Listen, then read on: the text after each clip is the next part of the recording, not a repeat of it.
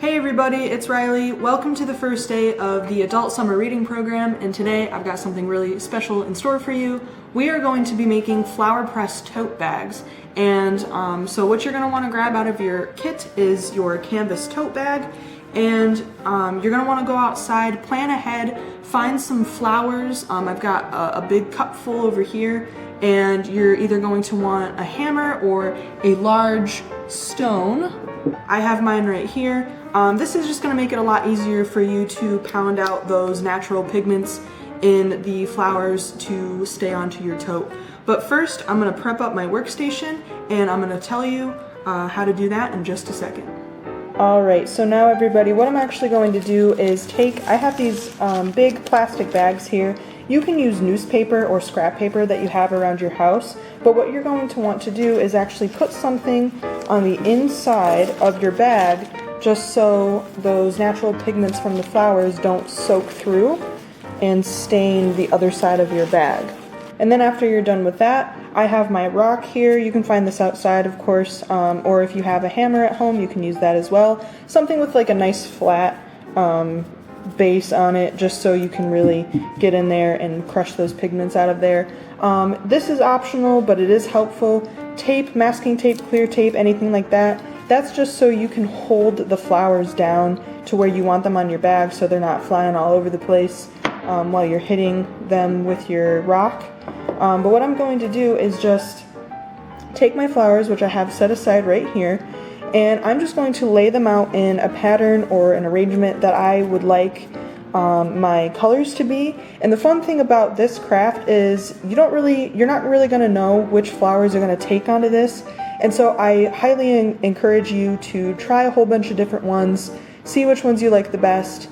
I've heard ferns work really well for this type of project, but anything you want to try, you go right ahead. But I'm going to lay out my flowers on my bag, and I'm going to be right back.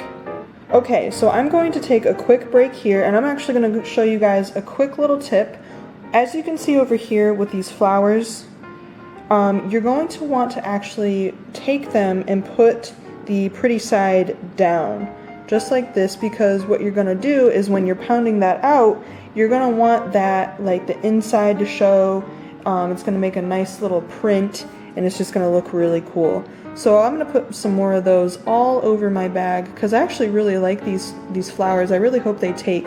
And like I said before, you're gonna find that some of these may not take as easily as the other ones do, and that's okay. This is very experimental. You can try a whole bunch of different things. I've got tons of leaves on mine, and I've got tons of little clovers and stuff. You can see what works best for you. But another tip, and as you can see on a few of the other examples, I am just taking little pieces of tape and making sure that those leaves or flowers are nice and flat down on the bag, just like that. And so I think I'm pretty happy with that layout there. And this is where the fun part comes in. You're going to take your rock or your hammer, and you're just going to very vigorously start pounding out your leaves. This is the most time-consuming part of this entire process, and just make sure that everything stays in the layout that you'd like it to be in. And as you can see, some of the things aren't taped down. That's okay. The tape is somewhat optional, but it just makes things a little bit more handy. But I'm going to go ahead and start pounding out everything around my bag to see what takes and what does not.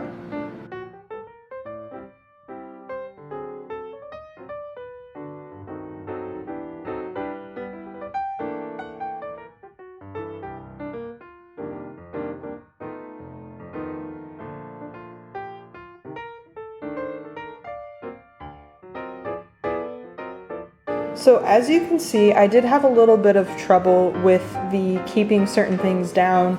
Some of the things ripped apart, made some weird little shapes with the colors, but that's okay. This whole thing is just a trial and error type craft. Something that may help you is if you had some parchment paper or wax paper to roll over the top, maybe secure down your leaves with a little bit more tape. That's all up to you and what you have available to you. But I think now I'm going to peel these up, reveal what happened after I pounded out all of these plants, and we're going to see how it looks.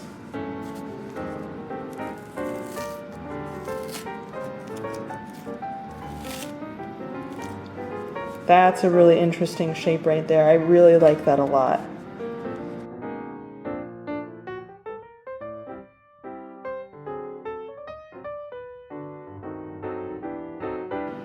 Ooh, that's really cool. You'd expect it to come out pink, but it actually, the petals came out like a blue color. That's really neat. That one really didn't do much. Oh, I think it was actually one of the ones over here, but that did the same thing. It came out blue. Let's lift up this one. Neat.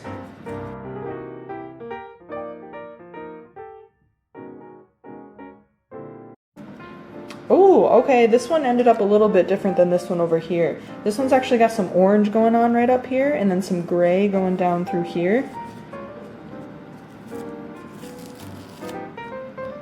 That one's kind of cool. The cone flowers didn't really work all that well though, so that's okay.